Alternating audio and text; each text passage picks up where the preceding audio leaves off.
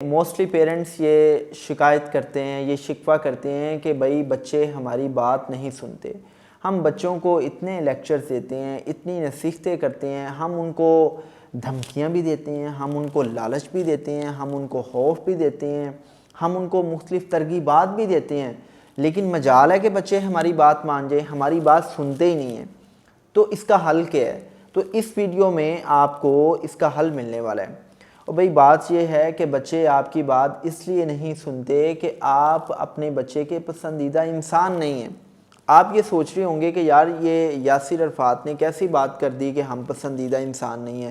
ہم بچوں کو برانڈڈ کپڑے دیتے ہیں، ہم بچوں کو برانڈڈ سکول، کالج، یونیورسٹی میں بھیجتے ہیں، ہم نے آج تک اپنے بچے کے منہ سے جو ڈیمانڈ سنی ہے ہم نے پوری کی ہے، اور اس کے باوجود ہم بچے کے پسندیدہ انسان نہیں ہیں۔ یہ کیسے ہو سکتا ہے؟ اور بھئی یہ ہو سکتا ہے۔ آپ بچے کے پسندیدہ انسان اس لیے نہیں ہیں کہ آپ کے قول اور فعل میں تضاد ہے، آپ کا کردار بچے کے سامنے مشکوک ہے۔ معاملہ یہ ہوتا ہے کہ ہم بچوں کو بچہ سمجھتے ہیں، جبکہ بچے ہر چیز کو سمجھتے ہیں۔ بچے آپ کے ایک ایک فعل کو مانیٹر کر رہے ہوتے ہیں۔ ہمارا مسئلہ یہ ہوتا ہے کہ ہمارا کردار اپنی اولاد کے سامنے مشکوک ہوتا ہے۔ ہمارا کردار اس لیے مشکوک ہوتا ہے کہ جو کام ہم بچوں کو کہتے ہیں وہ کام ہم خود نہیں کرتے۔ مثال کے طور پہ میں نے بہت سے بچوں کو یہ کہتے سنا ہے کہ سر دیکھیں ابا جی ہمیں کہتے ہیں کہ بڑوں کی عزت کریں، اور خود جو ہے وہ دادی اماں سے جھگڑا کرتے رہتے ہیں۔ ہمیں کہتے ہیں کہ گھر آئے ہوئے مہمان کی مہمان نوازی کی جائے، لیکن جیسے ہی گھر سے مہمان جاتے ہیں تو ماما اور بابا مل کے ان کی غیبت کرنا شروع ہو جاتے ہیں۔ ہمیں کہا جاتا ہے کہ آپ نے جھوٹ نہیں بولنا، لیکن اکثر اوقات میں نے ابا جی کو دیکھا ہے کہ ابا جی اپنے بزنس کے معاملات میں، جاب کے معاملات میں جھوٹ بول رہے ہوتے ہیں، اور وہ اکثر گھر میں بیٹھ کے لوگوں کو بتا رہے ہوتے ہیں کہ جی وہ آفس میں ہے یا وہ کسی میٹنگ میں ہے۔ آپ کی 1 کروڑ نصیحتیں، نتائج 0، لیکن آپ کا ہر عمل بچے کے کردار کو، بچے کی شخصیت کو بنا رہا ہوتا ہے، اور آپ کا ہر عمل آپ کا کردار بھی بچوں کے اوپر آشکار کر رہا ہوتا ہے۔ در حقیقت جو کردار ہے یہ باتوں کا نام نہیں ہے، کردار عمل کا نام ہے۔ آپ کا ہر عمل بچے دیکھتے ہیں، آپ کا ہر عمل بچے مانیٹر کرتے ہیں۔ اگر آپ یہ چاہتے ہیں کہ بچے آپ کی بات مانیں تو پھر آپ کو کیا کرنا پڑے گا؟ آپ کو اپنے قول اور فعل میں تضاد کو ختم کرنا ہوگا۔ مثال کے طور پہ آپ کا بچہ آپ کو دیکھ کے نماز پڑھنا سٹارٹ کر دیتا ہے اور آپ بڑے خوش ہیں، لیکن ایک دن ایسا آتا ہے کہ آپ گھر پہ نہیں ہوتے یا آپ اس کے ساتھ مسجد نہیں جاتے اور اس دن وہ نماز نہیں پڑھتا۔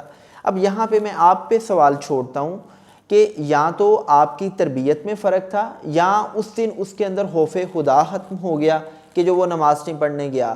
تو میں آپ کو بتاتا ہوں کہ سارے کا سارا مسئلہ تو آپ کی تربیت کے ساتھ تھا، بیکاز تربیت اس چیز کا نام نہیں ہے کہ بچہ آپ کے سامنے کیسے ہاتھ باندھ کے کھڑا ہو جائے۔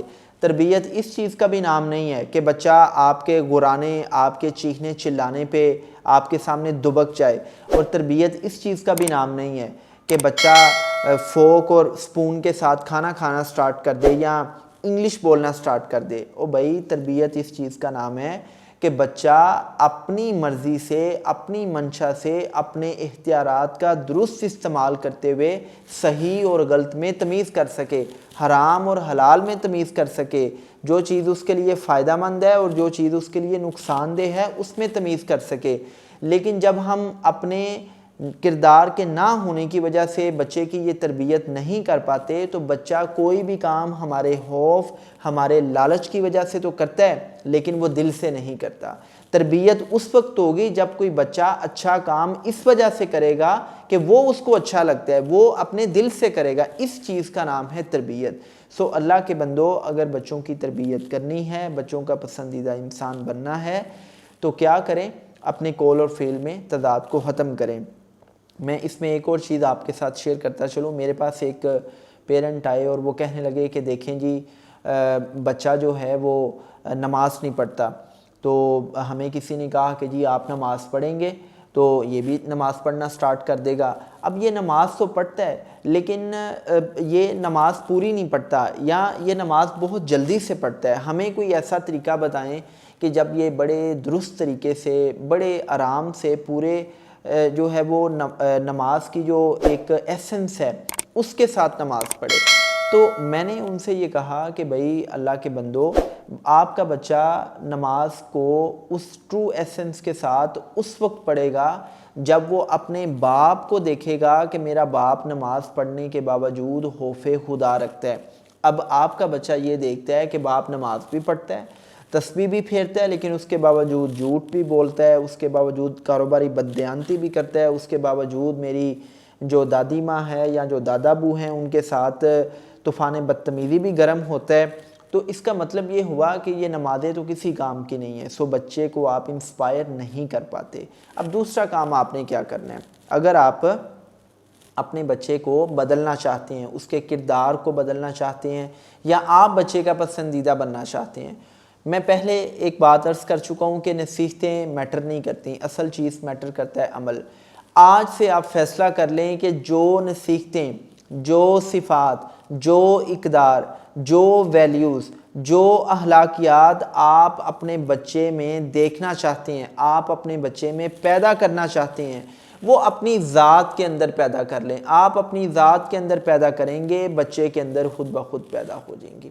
مثال کے طور پہ آپ چاہتے ہیں کہ جی آپ کا بچہ سچا ہو تو بھائی خود سچے بن جاؤ، آپ کا بچہ ایماندار ہو تو خود ایمانداری سے کام لو، آپ کا بچہ مہمان نواز ہو تو خود مہمان نواز بن جاؤ، آپ کا بچہ دوسروں کی عزت کرنے والا ہو تو دوسروں کو عزت دیں، آپ کا بچہ مالی طور پہ کشادہ دل کا ہو تو خود کنجوسی چھوڑ دیں۔ سو یہ ساری کی ساری چیزیں بچے نے آپ سے سیکھنی ہیں۔ آپ اپنے بچے کو مورود الزام نہیں ٹھہرا سکتے، بیکاز دنیا میں جب بھی کوئی بچہ آتا ہے وہ معصوم ہوتا ہے، وہ نیک ہوتا ہے، وہ جو کچھ بھی سیکھتا ہے وہ اپنے ماں باپ سے سیکھتا ہے، اپنے گھر سے سیکھتا ہے۔